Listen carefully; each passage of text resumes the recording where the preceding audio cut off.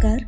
ज्ञान सुधा पर हम सतत हिंदी साहित्य में कामायनी का अध्ययन कर रहे हैं और कामायनी का अध्ययन करते हुए हम इसके तथ्यात्मक और व्याख्यात्मक पक्षों पर चर्चा कर रहे हैं। कामायनी छायावाद का आधार स्तंभ है और प्रसाद छायावाद के महत्वपूर्ण हस्ताक्षर। कामायनी 15 सर्गों में विभाजित एक महाकाव्यात्मक ग्रंथ है जिसका एक महद उद्देश्य है आनंदवाद की प्रतिष्ठा करना, और यह आनंदवाद जो सेवागम है उसके प्रतिभिज्ञा दर्शन से प्रभावित है। इसमें न केवल बौद्ध दर्शन और गांधी दर्शन की छाप भी दिखाई देती है, दुखवाद की झलक मिलती है, वरन मनुष्य को कर्मरत रहने की प्रेरणा भी श्रद्धा पात्र के माध्यम से प्रसाद ने यहाँ बताया है। साथ ही वे कहते हैं कि श्रद्धावनत जो हृदय होता है वो किस प्रकार आनंद की प्राप्ति कर सकता है, वो ये भी बताते हैं। चिंता सर्ग पर हम बात कर रहे हैं और उसके साथ साथ कामायनी पर जो प्रश्न संभावित प्रश्न जो बनते हैं परीक्षा उपयोगी और जो पूछे जा चुके हैं उन पर भी हम अनवरत अध्ययन कर रहे हैं। कामायनी को मानव चेतना के विकास का महाकाव्य किसने कहा है? डॉक्टर नगेंद्र ने। कल हम पढ़ चुके हैं ये प्रश्न। आज जिन प्रश्नों की हम बात कर रहे हैं कि प्रसाद के किस काव्य ग्रंथ को कामायनी की श्रद्धा का पूर्व संस्करण कहा जाता है, तो यदि हम बात करें तो यदि देखें आंसू इनका जो विरह काव्य है, करुणालय उनका गीति नाट्य है, गीति नाट्य श्रेणी की रचना है। लेकिन जो उर्वशी है काम गोत्रजा श्रद्धा का पूर्व संस्करण कही जा सकती है, तो सही उत्तर इसका बी ऑप्शन है, ब ऑप्शन है, उर्वशी। हिंदी का प्रथम गीति नाट्य कौन सा है? तो यदि हिंदी के प्रथम गीति नाट्य की बात करें तो जो करुणालय है वो रचनाक्रम की दृष्टि से पहले आता है, तो करुणालय हिंदी का प्रथम गीति नाट्य माना जाता है। तो करुणालय को इस तरह से ध्यान रखा जाना चाहिए। और करुणालय का जब हम समय देखते हैं तो वो भी इनसे पहले ठहरता है, इसीलिए करुणालय जो है वो हिंदी का प्रथम गीति नाट्य है जिसकी सर्जना 1913 ईस्वी में होती है। अन्य ग्रंथों की यदि हम बात करें तो इनका समय बाद का है। जयशंकर प्रसाद की वह लंबी कविता कौन सी है जिसे आज की नई कविता के खंड काव्य की नींव कहा जाता है? तो ये महाराणा का महत्व जो है वो एक लंबी कविता है और इसे खंड काव्य का प्रारंभिक बिंदु कहा जा सकता है। किस समीक्षक ने छायावाद को तत्कालीन काव्य की संपूर्ण विशेषताओं की व्यंजना में असमर्थ समझकर उसके स्थान पर स्वच्छंदतावाद शब्द का प्रयोग अधिक किया है? तो यदि ये प्रश्न देखें तो डॉक्टर बच्चन सिंह जो हैं उन्होंने ये बात कही है कि स्वच्छंदतावाद शब्द का प्रयोग उन्होंने अधिक किया है क्योंकि जो वैयक्तिकता की जो अभिव्यक्ति है वो इस काव्य में अधिक हो रही थी, इसीलिए स्वच्छंदतावाद जो प्रतीक है, जो संज्ञा है, वो देते हैं। सन 1920 ईस्वी में सरस्वती पत्रिका के जुलाई अंक में प्रकाशित मुकुटधर पांडे की वह कविता जो छायावादी युग की प्रथम कविता मानी गई है, तो वो कविता कुर्री के प्रति है। मुकुटधर पांडे की झरना यदि देखें तो प्रसाद का है, पंत का पल्लव है और निराला की कुकुर मुत्ता रचना है, इसीलिए जो मुकुटधर पांडे की जो रचना आती है वो कुर्री के प्रति आती है। तो ये कुछ प्रश्न हैं जो पूछे जा सकते हैं। हम कामायनी के व्याख्यात्मक पक्ष पर बात कर रहे थे और हमने देखा था कि किस प्रकार वो मनु जो है चिंताग्रस्त है और विभिन्न प्रकार से वो चिंता का चित्रण वहाँ पर कर रहे हैं, उसे संबोधित कर रहे हैं कि अरे आदि की सूत्रधारिणी। इसी तरह कभी वो उसे सुंदर पाप कहते हैं तो कभी वो फन फैलाए व्यालों सी उन्हें धरती और गगन तक नजर आती है। आगे वो कहते हैं, आह सर्ग के अग्रदूत तुम असफल हुए, विलीन हुए, भक्षक या रक्षक जो समझो केवल अपने मीन हुए। तो यहाँ पर यदि पहले शब्दार्थ देख लें तो सर्ग का अर्थ है सर्ग का अर्थ सृष्टि से है। तो यहाँ पर सर्ग के अग्रदूत, अग्रदूत का तात्पर्य है जो पहले आया है। सर्ग का अर्थ हमने सृष्टि से लिया और अग्रदूत का अर्थ है पहले आने या पहले पैदा होने वाले। तो तुम असफल हुए, विलीन हुए, भक्षक या रक्षक जो समझो केवल अपने मीन, मीन का अर्थ मछली है। तो इसका अर्थ किस प्रकार निकलता है, देखिए, आह सर्ग के अग्रदूत, तो हे सृष्टि के आरंभ में उत्पन्न होने वाले कौन हैं, सृष्टि के अग्रदूत कौन हैं, देवताओं को संबोधित कर रहे हैं कि हे देवताओं, हे सृष्टि के आरंभ में उत्पन्न होने वाले देवताओं, तुम असफल हुए, विलीन हुए। तुम अपने किसके चलते, दंभ के चलते, विलास के चलते, विलास प्रियता के चलते क्या हुए, तुम अपना अस्तित्व स्थिर नहीं रख सके, इसलिए तुम असफल कहे जाओगे क्योंकि तुम विलीन हो गए, तुम्हारा अस्तित्व नष्ट हो गया। भक्षक या रक्षक जो समझो केवल अपने मीन हुए। अब तुम प्रलय में नष्ट होकर लुप्त हो गए, इसलिए तुम्हारा सर्वस्व नष्ट हो गया, इसीलिए विलीन हुए की बात कह रहे हैं।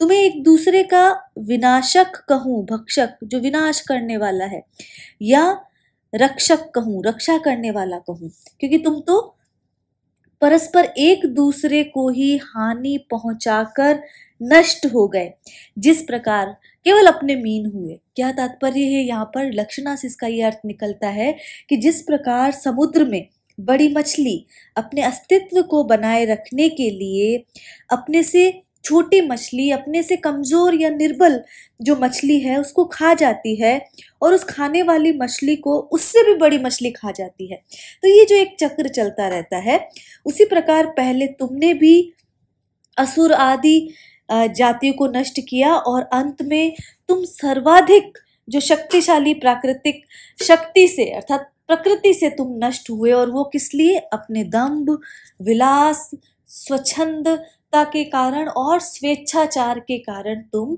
नष्ट हुए। तो यहाँ पर अग्रदूत शब्द का प्रयोग हुआ है और साभिप्राय प्रयोग हुआ है, इसलिए यहाँ पर परिकर अलंकार है, क्योंकि जो सर्ग के अग्रदूत हैं वो कौन है, देवता हैं, और देवताओं के लिए साभिप्राय यहाँ पर प्रयोग किया गया है, इसलिए यहाँ पर परिकर अलंकार माना जाएगा।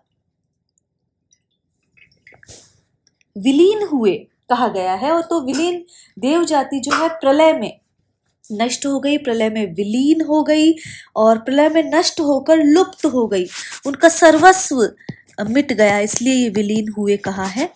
और यदि हम देखें तो हुए अंत्यानुप्रास अलंकार है यहाँ पर। भक्षक या रक्षक जो समझो, अब जो भक्षक है वो रक्षक कैसे हो सकता है, इसलिए यहाँ पर विरोधाभास अलंकार भी है। तो ये कुछ अलंकार हैं। ये यहाँ पर प्रथम जो है आह सर्ग के अग्रदूत, सृष्टि के प्रारंभ में देव जाति की बात यहाँ पर कर रहे हैं, इसीलिए देवताओं को संबोधित यहाँ पर किया गया है।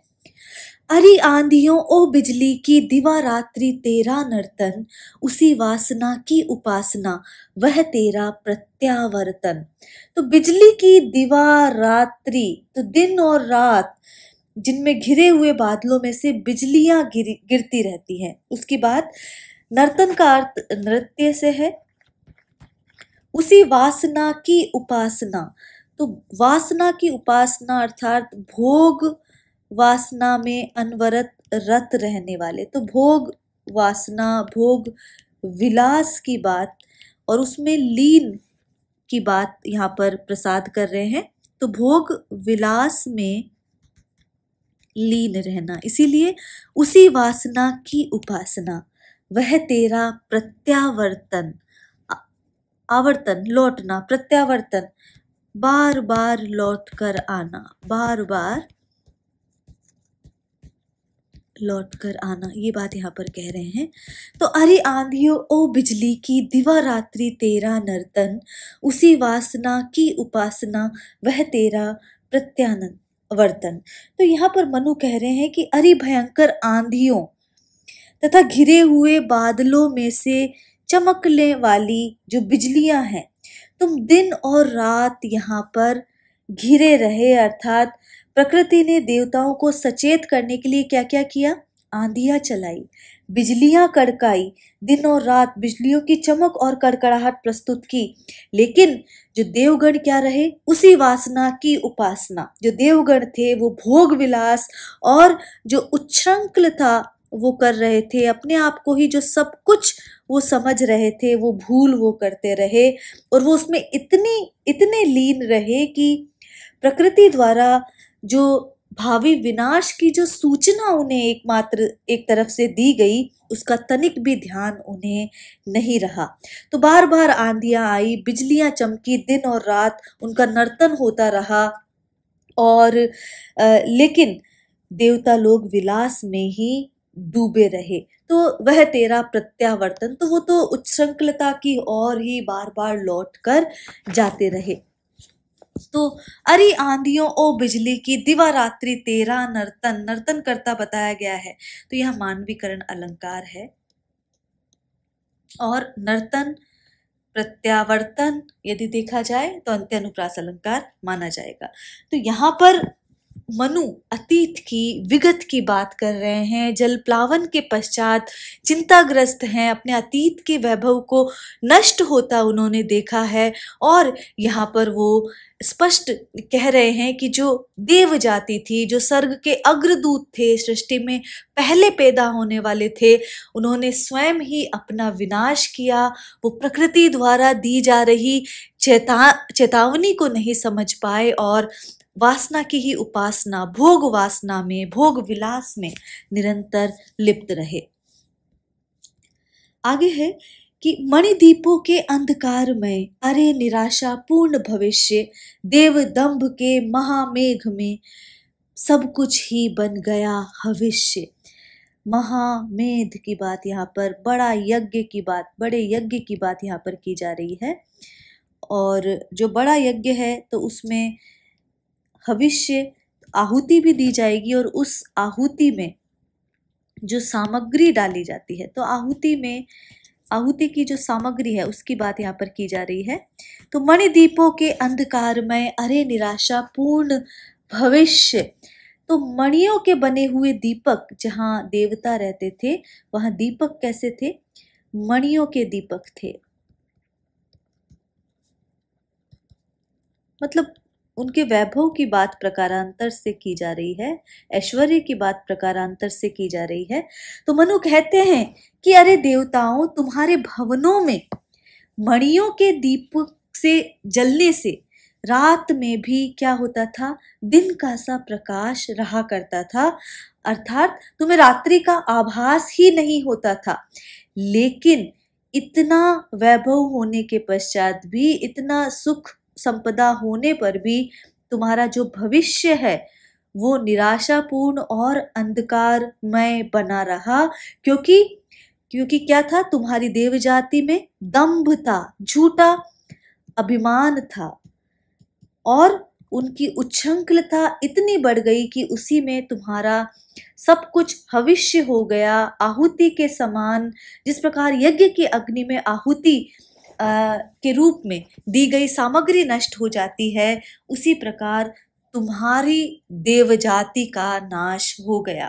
तो यहाँ प्रकारांतर से कहा जा रहा है कि तुम्हारे भवनों में मणियों के दीपक के जलने से प्रकाश हुआ करता था, और रात्रि में भी दिन का सा उजाला रहता था, लेकिन तुम्हारा भविष्य कितना निराशापूर्ण और अंधकारमय था, क्योंकि तुम्हारे ही अहंकार, अभिमान और उच्छृंखलता में तुम्हारी देव जाति आहुति के समान जलकर भस्म हो गई। तो मणियों के अंधकार में, मणिदीपों के अंधकार में, यदि यहाँ पर देखें तो मणिदीप है तो अंधकार में नहीं होना चाहिए, लेकिन है, तो यहाँ पर विरोधाभास अलंकार आया है, और साथ ही अंत्यानुप्रास अलंकार की छटा देख सकते हैं। अरे अमरता के चमकीले पुतलों, तेरे ये जयनाद कांप रहे हैं आज प्रतिध्वनि बनकर मानो दीन विषाद। तो अरे अमरता के चमकीले पुतलों, तो मनु कहते हैं कि अरे अमरता का झूठा गर्व करने वाले वैभवपूर्ण देवताओं। तो अमरता के चमकीले पुतलों कहकर, अमरता की जो झूठी भावना से भरे हुए चमकीले वैभव संपन्न जो देव जाति है, देवता गण है, उसके लिए कहा जा रहा है कि अरे अमरता का झूठा गर्व करने वाले वैभवपूर्ण देवताओं, तुम्हारी अपनी अपार शक्ति द्वारा संसार में अपनी विजय की जो गूंज फूंक दी थी, उस विजय की गूंज, उस विजय के स्वर कांप रहे हैं आज प्रतिध्वनि बनकर मानो दीन विषाद। वो प्रलय की लहरों से टकराकर वे प्रतिध्वनि बनकर आज कंपायमान हैं, कांप रहे हैं और ऐसे प्रतीत होते हैं मानो वे स्वर जो हैं दीनता पूर्ण विषाद शोक में मानो वो बदल गए हैं। तो यहाँ अर्थ है कि जहाँ हर्षोल्लास होना था और जहाँ जय घोष हुआ करता था देव जाति में, वहां पर आज दुखपूर्ण निराशा का वातावरण सर्वत्र छाया हुआ है। तो जयनाद और कांप रहे हैं आज प्रतिध्वनि, यहाँ पर मानवीकरण अलंकार आया है, बनकर मानो दीन विषाद। तो यहाँ पर उत्प्रेक्षा अलंकार आया है, मनु जनु जहाँ शब्द आ जाए, और जयनाद और विषाद में अंत्यानुप्रास अलंकार देखा जा सकता है। पुतलों, अरे अमरता के चमकीले पुतलों, तेरे ये जयनाद। तो यहाँ पर जो पुतलों शब्द तो बहुवचन है, लेकिन तेरे शब्द एक वचन के रूप में आया है, इसलिए यहाँ पर जो दोष माना जाएगा वो च्युत संस्कृति दोष है। प्रश्न पूछा जा सकता है कि यहाँ कौन सा दोष है, तो च्युत संस्कृति दोष है, क्योंकि यहाँ पर जो बहुवचन और एक वचन के रूप में यहाँ पर जो शाब्दिक प्रयोग किया गया है वो अनुचित है, इसलिए यहाँ च्युत संस्कृति दोष माना जाएगा। आगे यदि देखें तो प्रकृति रही दुर्जय पराजित, हम सब थे भूले मद में, भोले थे हाँ तिरते केवल सब विलासिता के नद में। नद जो नदी का विकराल रूप है वो नद कहा जाता है। तो यहाँ पर प्रकृति रही दुर्जय, दुर्जय का अर्थ निकलता है जिसे जीतना कठिन हो। तो प्रकृति दुर्जय थी, प्रकृति को जीता नहीं जा सकता, लेकिन ये सब हम भूल गए थे, जो देव जाति भूल गई थी। तो प्रकृति है दुर्जय पराजित, पराजित का अर्थ है हारे हुए, हम सब थे भूले मद में। तो प्रकृति तो अजय है, दुर्जय है, लेकिन अपार शक्ति वाले देवता अपने मद में, अपने अहंकार में ये भूले हुए थे, इसीलिए वे शक्ति को जीतना चाहते थे। तो वे प्रकृति को तो जीत नहीं सके, वरन स्वयं ही प्रकृति के आगे हार गए। तो वो अपने अहंकार में, अपने ऐश्वर्य में, अपने भोग लालसा में इतने डूबे थे कि वो प्रकृति जो अजय रही है उसे जीतना चाहते थे, लेकिन वे प्रकृति को तो नहीं जीत सके, वरन प्रकृति के ही हाथों पराजित हो गए। भोले थे हाँ तिरते केवल सब विलासिता के नद में। तो ये उनकी नासमझी थी, ये भोले थे, ये उनकी नासमझी थी, जो वे केवल और केवल विलासिता के समुद्र में, नद में वहां पर तैर रहे थे। तो उनकी नासमझी थी ये, वे सब भूल में थे, वे तो केवल विलासिता के, भोग विलास के समुद्र में तैर रहे थे और आमोद प्रमोद में लीन रहने के ही कारण उनका ध्यान कहीं भी और नहीं गया। तो आमोद प्रमोद में लीन रहने के अतिरिक्त अन्य बातों की ओर उनका ध्यान नहीं जाता था, इसलिए जो प्रकृति से वे हार गए। वे सब डूबे, डूबा उनका वैभव, बन गया पारावार, उमड़ रहा था देव सुखों पर दुख जलधि का नाद अपार। तो पारावार जो सीमाहीन समुद्र हो, अथाह समुद्र हो, उसको पारावार कहा है। जलधि का नाद, तो समुद्र की लहरों का जो गर्जन है वो यहाँ पर कहा गया है। दुख जलधि, तो दुख रूपी समुद्र रूपक अलंकार है यहाँ पर। वे सब डूबे, डूबा उनका वैभव। तो वे सभी तो नष्ट हुए ही, साथ ही उनका अपार जो वैभव है, जो ऐश्वर्य है, जो सुख है, वो भी समाप्त हो गया। और उनका वैभव कैसा था? असीम पारावार के रूप में उनका वैभव बन गया, असीम सागर के रूप में वो वैभव बदल गया। लेकिन आज क्या है? आज दुख का जो विशाल समुद्र है, वो भयंकर आवाज करता हुआ, गर्जन करता हुआ देवताओं का जो सुख है, देवताओं को सुखों को अपने भीतर सन्निविष्ट कर रहा है और उन सुखों पर उमड़ रहा है। अर्थात जलप्लावन में देवताओं का सर्वस्व नष्ट हो गया। वे सब तो डूबे ही, उनका वैभव भी डूब गया। और ये जो महोदधि है, ये महान समुद्र जो है, वो मानो उनके सुखों का ही परिवर्तित रूप वहां पर नजर आ रहा था। तो विलासिता के नद में यहाँ पर देखें तो रूपक अलंकार है। पारावार शब्द का प्रयोग सीमाहीन समुद्र के साथ साथ जो देव जाति के वैभव, अपरिमित वैभव के लिए हुआ है, इसीलिए यहाँ पर परिकर अलंकार माना जाएगा। और साथ ही अंत्यानुप्रास अलंकार की छटा है। दुख जलधि में रूपक है और अनुप्रास अलंकार यहाँ भी देखा जा सकता है। तो इसी प्रकार जो देव जाति का विनाश कैसा हुआ, उसकी बात यहाँ पर प्रसाद कर रहे हैं। आगे कहते हैं, वह उन्मुक्त विलास हुआ क्या, स्वप्न रहा या छलना थी, देव सृष्टि की सुख विभावरी, ताराओं की कलना थी। तो वह उन्मुक्त विलास हुआ क्या, वह उन्मत्त विलास हुआ क्या। उन्मत्त शब्द भी मिल सकता है। तो वह जो उन्मुक्त विलास था, वह जो संयम रहित जो विलास था, जिस पर किसी प्रकार का संयम नहीं था। तो मनु जो है वो कह रहे हैं कि देवताओं की वह उन्मत्तता से पूर्ण जो संयम रहित जो विलास था, उसका क्या हुआ, आखिर कहाँ गया? वो प्रश्न कर रहे हैं, वो कहाँ स्वप्न समाप्त हो गया? क्या कोई वह स्वप्न था या छलना थी या कोई धोखा था जो नष्ट हो गया? क्योंकि जो चीज सदैव रहने वाली है वो तो शाश्वत होती है, वो वास्तविक होती है। तो ये तो कोई छलना था या स्वप्न की भांति उनका उन्मुक्त विलास था जो आज समाप्त हो गया। देव सृष्टि की सुख विभावरी, देव सृष्टि की जो सुखों रूपी जो रात्रि थी, ताराओं की कलना थी। क्या वो केवल तारों की चमक की भांति थी? क्या वो चमक ऐसी थी कि जो जैसे रात में चमकते तारागणों की होती है और प्रभात होते ही जैसे वो विलीन हो जाते हैं, उसी प्रकार जो देवताओं के सारे सुख जो हैं प्रलय काल में विलीन हो गए।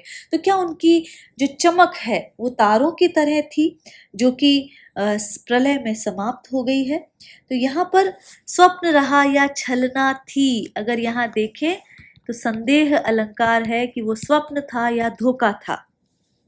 तो इस प्रकार प्रयोग किया है। इसीलिए सुख विभावरी, यहाँ पर देखें तो रूपक अलंकार, सुखों की जो रात्रि है, तो रूपक अलंकार आया है। छलना थी, कलना थी, अंत्यानुप्रास अलंकार है। चलते थे सुरभित अंचल से जीवन के मधुमय निश्वास, कोलाहल में मुखरित होता देव जाति का सुख विश्वास। तो देवताओं के जो शरीर पर जो सुगंधित अगरान का लेप रहता था, इससे उनके वस्त्रों में भी जो सुगंधित पुष्पों की खुशबू रहती थी। इसी कारण उनके वस्त्रों से और निश्वास, उनके सांसों से यदि देखा जाए तो मधुर गंध आया करती थी। तो यही बात है कि चलते थे सुरभित अंचल से जीवन के मधुमय निश्वास। तो जीवन के जो मधुर माधुर्यपूर्ण पलों के, उसमें जो वो सांसें लेने वाले, सुगंधित सांसें लेने वाले और जो सुगंधी की तरह विलासिता और आनंद में डूबे रहने वाले जो देवता हैं, उन्हें ये विश्वास था कि ये हमारा जो सुख है वो सदैव बना रहेगा। कोलाहल में मुखरित होता देव जाति का सुख विश्वास। इसीलिए उनका सुख जो है कोलाहल के रूप में, शोर के रूप में ध्वनित होकर, मुखरित ध्वनित होकर सर्वत्र सुनाई देता था। सर्वत्र उनका कोलाहल जो है वो सुख कोलाहल जो है वो सदैव बना रहेगा, ऐसा ध्वनित होता सर्वत्र सुनाई देता था। तो चलते थे सुरभित अंचल से, तो जब वो अपने जो सुरभि युक्त वस्त्रों से युक्त होकर चलते थे और उनकी सांसों से जो माधुर्यपूर्ण उसासे आती रहती थी, तो जो सुगंधिमय सारा वातावरण हो जाता था और उन्हें ये लगता था कि उनका ये जो सुख, ऐश्वर्य, भोग, विलास सदा बना रहने वाला है। इसीलिए उनका जो शोर है, उनके शोर जो है वो हर दिशा में ध्वनित होता हुआ, उनके सुख विलास का शोर हर दिशा में ध्वनित होता हुआ सुनाई देता था। तो यदि यहाँ पर मधुर गंध की या सुगंध की बात करें तो वो विलासिता, आनंद और उल्लास की द्योतक है। ये बात यहाँ पर ध्यान रखना चाहिए। अंत्यानुप्रास अलंकार आया है और देव जाति के वैभव का उल्लेख, जिक्र प्रसाद इन पदों में करते हैं। आगे चूंकि वो ऐश्वर्यमयी थे, तो सुख केवल सुख का वह संग्रह है, केंद्रीभूत हुआ इतना, छाया पथ में नव तुषार का सघन मिलन होता जितना। तो उन्होंने केवल ऐश्वर्यमय जीवन जीने के लिए अपने जो जीवन में केवल सुखों का संग्रह कर लिया। तो यहाँ पर वो बात कह रहे हैं। तो केंद्रीभूत हुआ इतना, केंद्रीभूत का अर्थ है केंद्रित, अर्थात एक स्थान पर एकत्रित हो जाना, केंद्रीभूत, केंद्रित होना। तो सुख केवल सुख का वह संग्रह है। तो देवताओं ने केवल और केवल सुख प्रद जो वस्तुएं थी वो इतनी अधिक जुटाई थी कि वे सुख देवों के पास इस प्रकार केंद्रित हो गए, केंद्रीभूत हो गए कि जिस प्रकार अंतरिक्ष में शीत ऋतु में भाप के नए नए सफेद कण सुबह या शाम को एकत्र होकर घने कोहरे में बदल जाते हैं। तो छाया पथ में नव तुषार का, छाया पथ का अर्थ यहाँ पर आकाश या आकाश गंगा। तो छाया पथ में अर्थात आकाश में जिस प्रकार नव तुषार का आगमन होता है, उसी प्रकार उनके जीवन में सुख जो है इतने अधिक केंद्रीभूत हो गए। तो नव तुषार, जिस प्रकार शीत ऋतु के आगमन पर जो भाप के नए नए सफेद कण हैं वो सुबह या शाम को एकत्र होकर सघन मिलन, घने कोहरे के रूप में दिखाई देते हैं, उसी प्रकार उनका सुखों का संग्रह दिखाई दे रहा था। अंत्यानुप्रास अलंकार है। सब कुछ थे स्वायत्त, उनके जीवन में सब कुछ स्वायत्त था, अर्थात अपने अधिकार में था। क्या क्या था? विश्व के बल, वैभव, आनंद अपार। जो जितने भी विश्व में बल और वैभव और जो ऐश्वर्य के जितने भी अपरिमित आनंद थे, जितने भी आनंद हो सकते थे, वो उनके पास थे। उद्वेलित लहरों सा होता उस समृद्धि का सुख संचार। तो वहां पर यदि देखा जाए तो बल, वैभव आदि से उत्पन्न जो सुख समुद्र की लहरें थी, उन्हीं के समान उनकी समृद्धि और सुख का संचार होता हुआ दिखाई दे रहा था। तो यहाँ पर यदि देखें तो दृष्टांत अलंकार आया है और यहाँ पर लहरों सा उपमा अलंकार आया है। छाया पद में नव तुषार का यहाँ दृष्टांत अलंकार है। अंत्यानुप्रास तो आया ही है और द्वितीय जो छंद है उसमें उपमा अलंकार का प्रयोग किया गया है। कीर्ति दीप्ति शोभा थी नचती, अरुण विकल सी चारों ओर, सप्त सिंधु के तरल कणों में द्रुमदल में आनंद विभोर। कीर्ति उनका जो यश है, दीप्ति उनकी जो कांति है, शोभा थी नचती, नाचती थी, नृत्य करती थी। तो लक्षणा से इसका अर्थ क्या है? उनकी यश और कीर्ति नाचती थी, अर्थात लाक्षणिक अर्थ हुआ सर्वथा या सर्वत्र फैली हुई थी। तो यहाँ पर प्रसाद कह रहे हैं कीर्ति दीप्ति शोभा थी नचती। तो देवताओं की जो कीर्ति, कांति और सौंदर्य आनंद में डूबकर वो जो किस प्रकार अरुण किरण सी, सूर्य के किरणों की भांति सभी दिशाओं में फैली हुई थी। और किस प्रकार थी? सप्त सिंधु के तरल कणों में, द्रुमदल में आनंद विभोर। और वो 7 समुद्रों के तरल कणों में, जल बिंदुओं में वो फैली हुई थी। द्रुमदल में, समस्त वन के पत्तों में, वन समूह में वो जिस प्रकार सूर्य की किरणें फैली हुई रहती है, उसी प्रकार समुद्र आदि में सभी जगह उनके कीर्ति, कांति और सौंदर्य का आनंद फैला हुआ था। तो ये बात यहाँ पर की जा रही है। शक्ति रही हाँ शक्ति, विभोर का अर्थ है लीन, मानो संपूर्ण प्रकृति उनके इस सुख में लीन जान पड़ती थी। शक्ति रही हाँ शक्ति, प्रकृति थी पदतल में विनम्र विश्रांत। देवताओं के पास अतुलित शक्ति थी और सारी प्रकृति जो है वो शक्ति रही हाँ शक्ति, प्रकृति थी पदतल में विनम्र विश्रांत। तो देवताओं के पास अतुलित शक्ति थी, लेकिन जो सारी प्रकृति है वो हार कर, नम होकर, विनम्र होकर उनके चरणों में विश्रांत थी, शांत रूप से लेटी हुई थी, थकी हुई सी नजर वो आ रही थी। कंपती धरणी उन चरणों से होकर प्रतिदिन ही आक्रांत, और देवताओं के चरणों से प्रतिदिन जो पराभूत होकर, आक्रांत होकर उनकी धरती बार बार कांपा करती थी। पराभूत, दबी हुई, हारी हुई जो धरती थी वो कांपा करती थी, अर्थात उनका वैभव, उनका विलास इतना अधिक उन्मत्त हो गया था कि जो प्रकृति है वो भी विनम्र होकर उनके पैरों में लेटी हुई थी। तो शक्ति रही हाँ शक्ति, यदि यहाँ पर देखा जाए तो विप्सा अलंकार आया है, उसको भावों का कहने का क्रम अलग अलग है। और जो कपटी धरणी उन चरणों से, मानवीकरण अलंकार यहाँ पर आया है। अरुण किरण सी उपमा अलंकार आया है, और अंत्यानुप्रास अलंकार का प्रयोग देखा जा सकता है। आगे, स्वयं देव थे हम सब तो फिर क्यों न विश्रृंखल होती सृष्टि, अरे अचानक हुई इसी से कड़ी आपदाओं की वृष्टि। विश्रृंखल श्रृंखला से बना है, इसे यूं लिखा जाना चाहिए, विश्रृंखल। तो स्वयं देव थे हम सब तो फिर क्यों ना विश्रृंखल होती सृष्टि।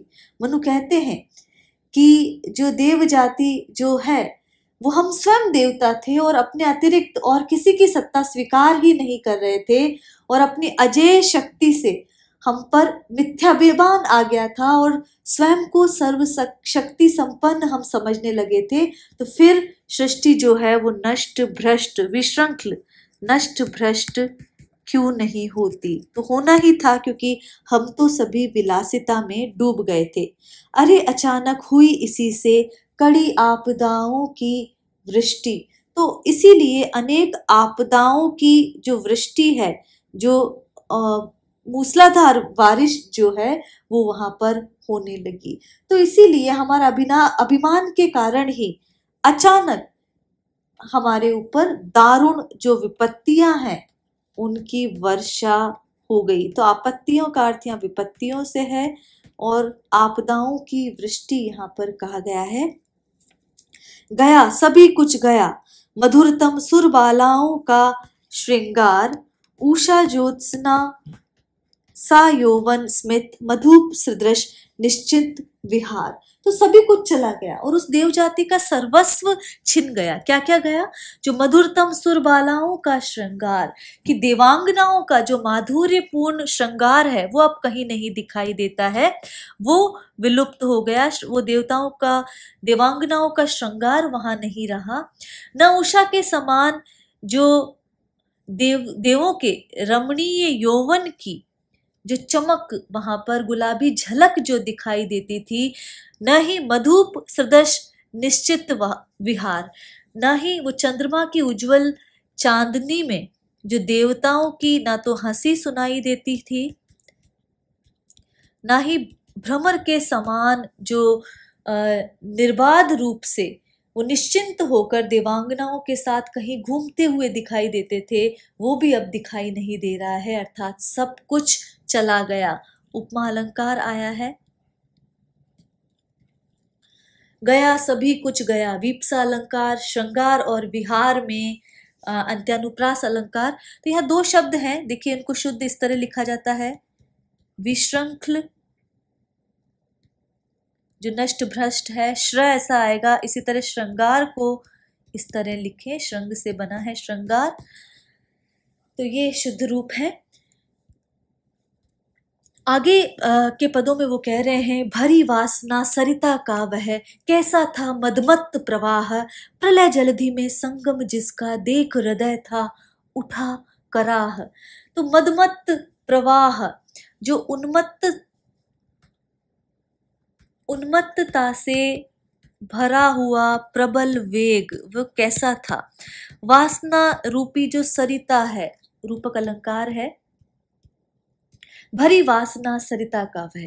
तो देवताओं का विनाश जो है विलास में लिप्त रहने के कारण हुआ, जिस प्रकार प्रलय जलधि में संगम जिसका देख हृदय था उठा कराह। तो जिस प्रकार जो बाढ़ के समय नदी अपने तटवर्ती या तटों को नष्ट करती हुई समुद्र में मिल जाती है, उसी तरह देवताओं की जो विलास वासना की जो नदी है, उसका प्रवाह जो है, उन्मत्तता का प्रवाह जो है, वो बहुत अधिक प्रबल था, तीव्र था। ये बात यहाँ पर प्रसाद बता रहे हैं।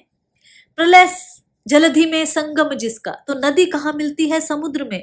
तो प्रलय रूपी जलधि में उस नदी का संगम वहां पर देखा जा सकता है। तो प्रलय जलधि में उसका संगम हुआ और उसे देखकर जो हृदय जो है वो कराह उठा। तो देवों का विनाश करती हुई वो वासना रूपी जो नदी थी, वो प्रलय के सागर में मिल गई और देवताओं की विलास वासना का यह संगम देखकर, ये परिणाम देखकर मनु का हृदय दुख से कराह उठा, वो बेचैन हो गए, वो विचलित हो गए। तो यहाँ पर ये बात यहाँ पर कही जा रही है, चिर किशोर वय नित्य विलासी सुरभित जिससे रहा दिगंत, आज तिरोहित हुआ कहाँ वह मधु से पूर्ण अनंत वसंत। सब कुछ लुप्त हो गया है। इसीलिए ये प्रश्न पूछ रहे हैं। उन देवताओं के विलास का, ऐश्वर्य का स्मरण करते हुए वो कह रहे हैं कि चिर किशोर वय, अपने आप को सदा युवा वो समझते थे और युवा समझकर नित्य विलास में लीन रहते थे।